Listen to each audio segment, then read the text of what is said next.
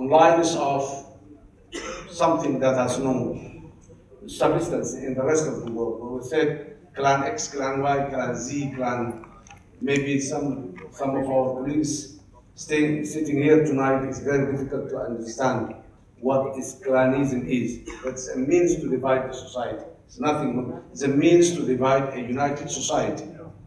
Then the civil war has now brought a lot of more grievances. People have been displaced, property has been looted, beloved ones have been killed, a lot of people have been displaced. So this has created more grievances. And then the state has collapsed in 1991, early 1991, January. Since then, Somalia was struggling to put back into a functioning state institutions that controls the country. Why? Shabab is Somali. Maybe that's a very big question that many of our colleagues would have liked to understand.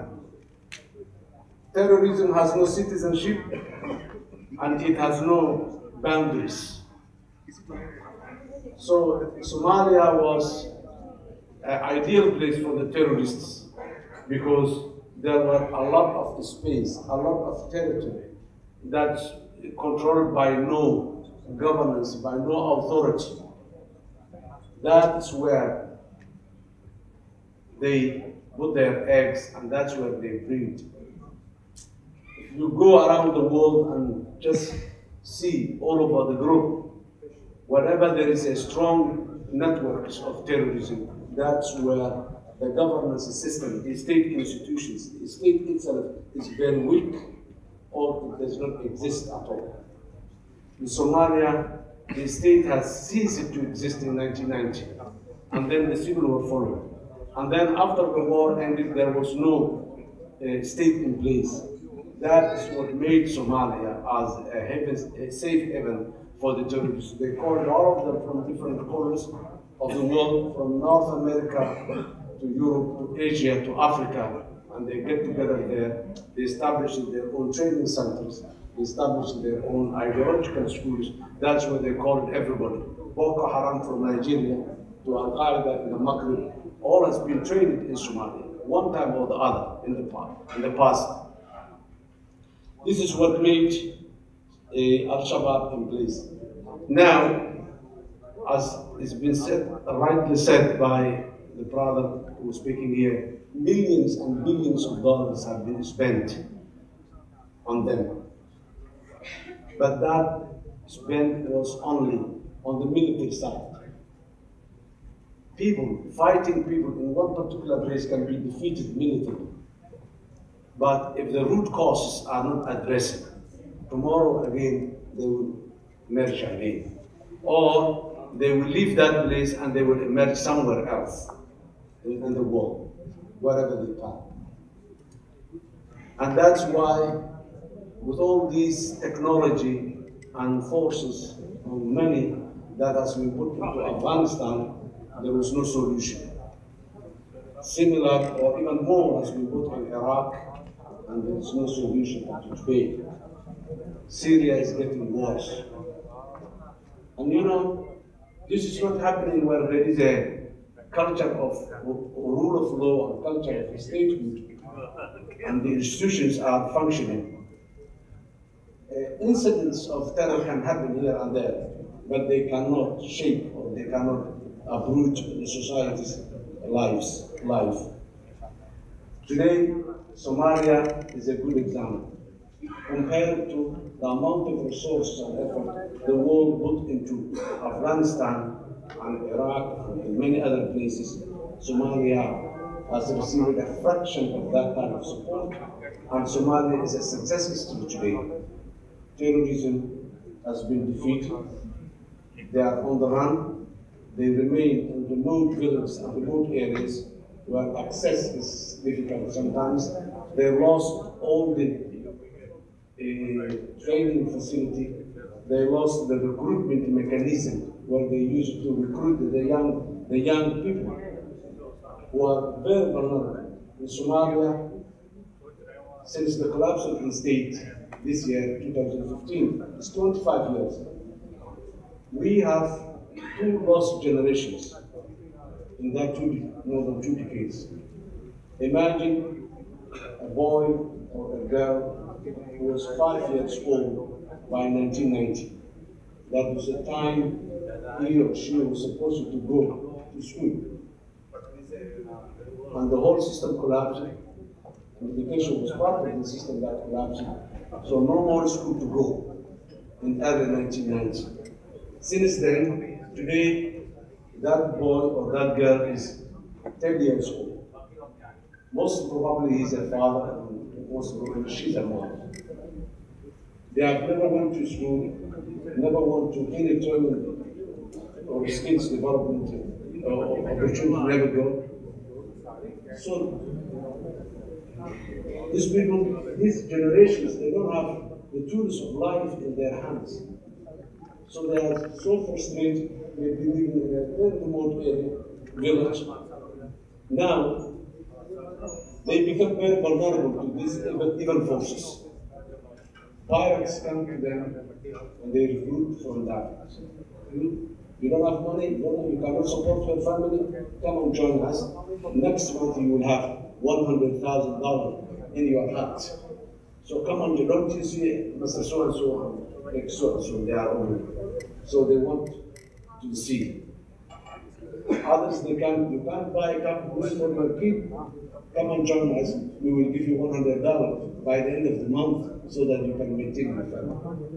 The bulk of the fighting force in Al-Shabaab, they were not there for ideological reasons, but they were there for economic reasons. They were there for the social grievances that they were feeling.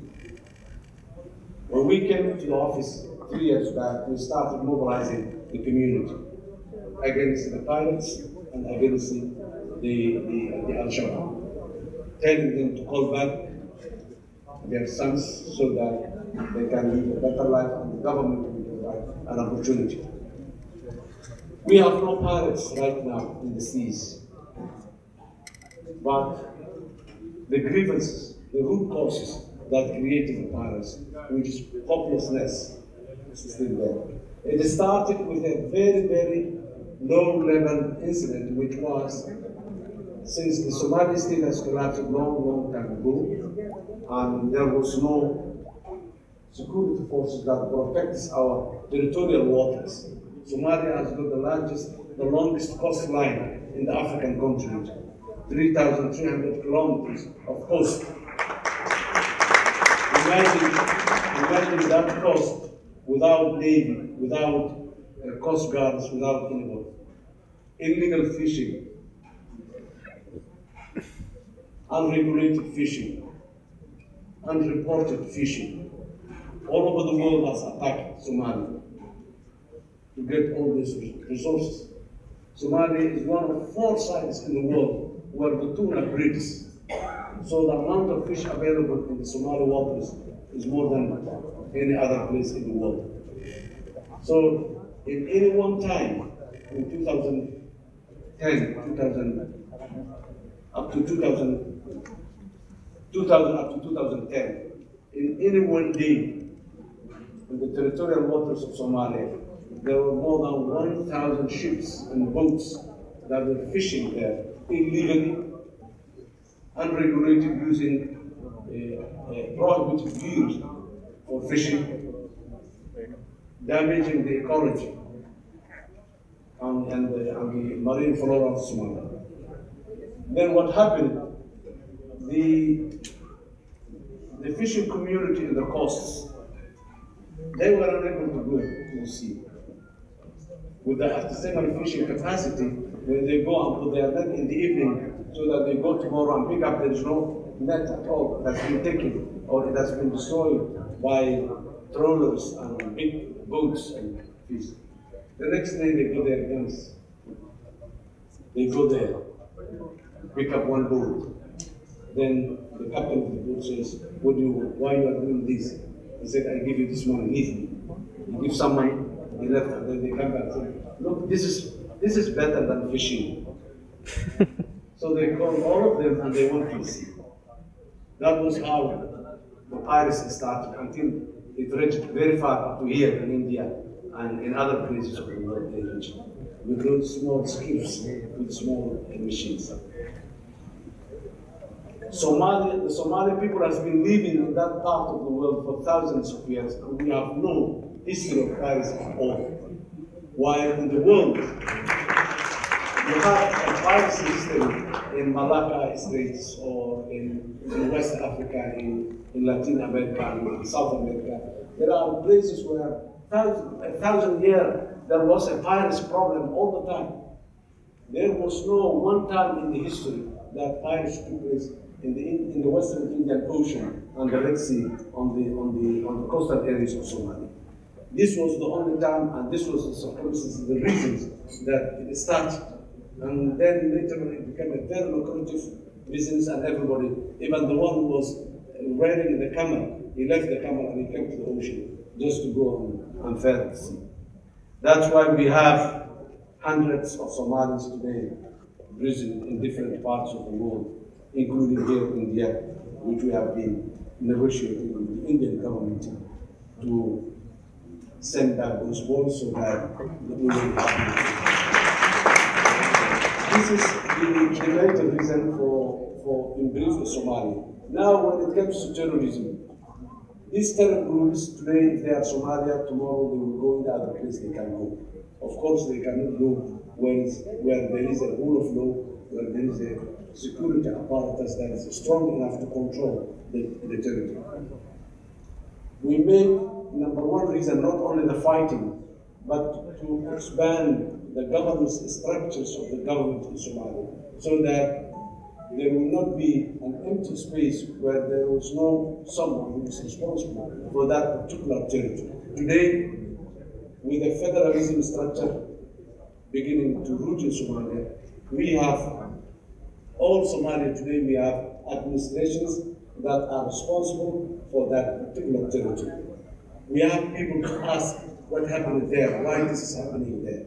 We have people to ask why terror elements have presence in your region or in your district or in your area.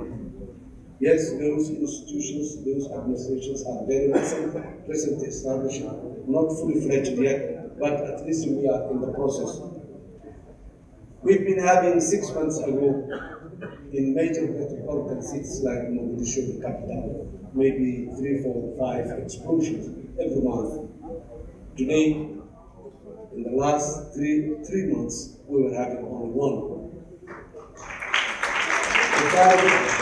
The target in the past was the government institutions, the security institutions like the parliament, the state house, the house of justice, the court. These were the places targeted in the past. Today, they're targeting civilian places, hotels, restaurants, busy junctions of the streets in Mogadishu. These civilian areas are the places they are targeting because they don't have the capacity to do what they were used to do a year ago or so. Day after day, the Somali National Army, the Somali police forces, the Somali intelligence agency, they are pursuing after them. We've been supported by the African Union mission. Forces from Africa are also supporting our security forces to make sure that this has been eliminated. Now, even an act of terror can happen anywhere in the world. But the main focus that the world has to do is to address those root causes, number one, and those areas where the state institutions are weak. The world needs to support those foreign states to become more robust, more strong, with strong institutions to take care of this thing. One of the experiences that we have, and it's true for all, for Afghanistan, for Iraq, for Syria today, for Somalia, is the world is focused only on the terrorism and the security only. And these terrorist groups, they cannot be defeated with the military means only. No. It will never happen. 200,000 with most sophisticated equipment in the world in Afghanistan. The result we have today is that Afghanistan is not safe yet. Yes, there is a government in place, they are trying their best. Similarly, 120,000 only American forces have been in Iraq for a long time with the sophisticated technology that we know they use, air, sea, land, everything. And you know Iraq today is still under threat by the terrorist groups. Terrorists, they change their name, they change their maybe style, they change their mottos, but in nature they are the same. They are the same. There is no difference between Al-Qaeda and ISIS. One maybe is more ruthless than the other, but at the end they are the same. Not allowing the people to live peacefully. It has nothing to do with religion. There is no religion that propagates violence. There is no religion that propagates bad things. Religion, as our brother said earlier, Islam and any other religion, it starts with peace. Religion, it starts with peace and ends with peace.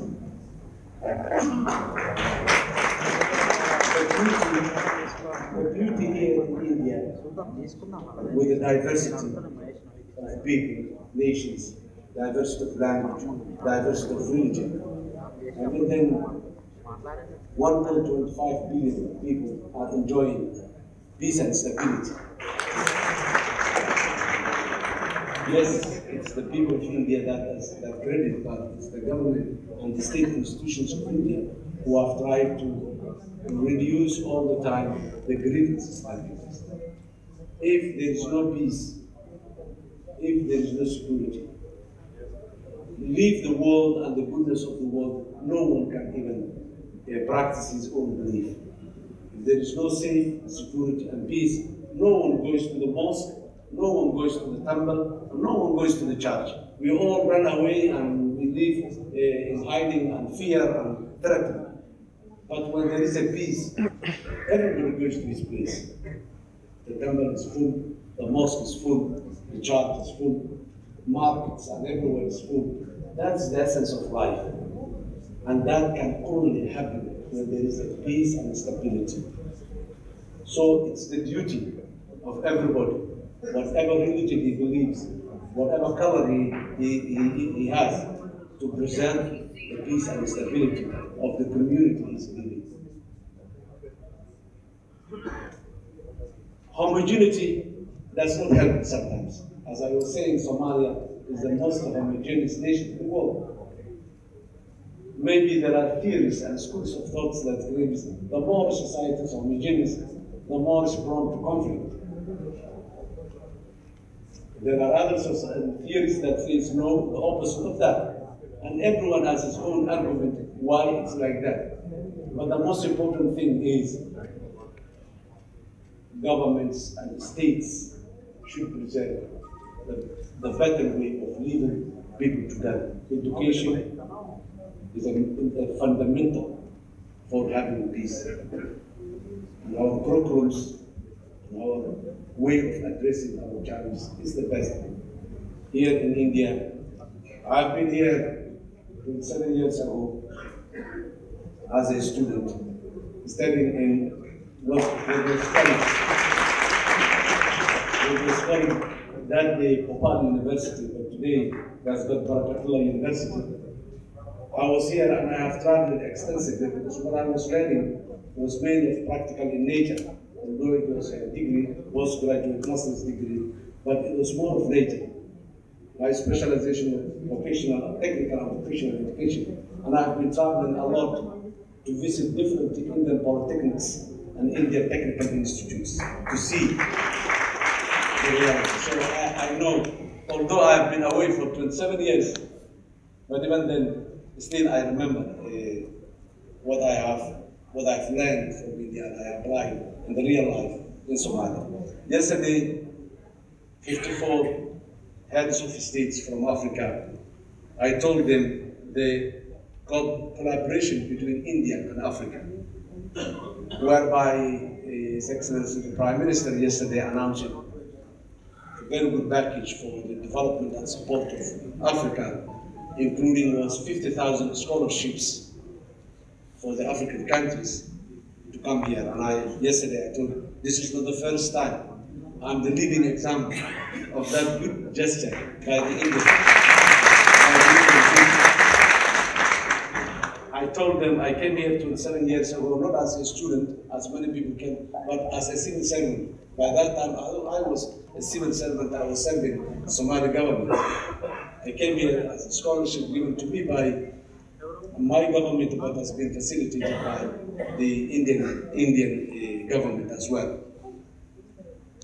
And then, since that day, I was working in the education sector, and of course in this building there was a center called the Center for Research and Dialogue, where I was the director for some time, was involved with all how to facilitate the dialogue among the society, people to talk to each other. When people talk to each other, you know, they just cut and open the chains that have been, whether it is religious or it is clan or it is other ethnicity. People are put into chains and they are not allowed to talk to their other fellow citizens. So I have been working for 10 years on trying to open spaces for dialogue among the different communities so that this healing process will start at a long time. And that was very successful, but what I have learned is that cannot be fully successful without a government, functioning government institutions. Someone kills someone and then becomes group X or clan X or ethnic group X have killed group Y. Instead of saying a criminal man has committed a crime and he has to be taken to the court of justice and put behind the bars, really, fixed anywhere. But when it comes to we versus they, we against them, they against us, they killed us, we killed them.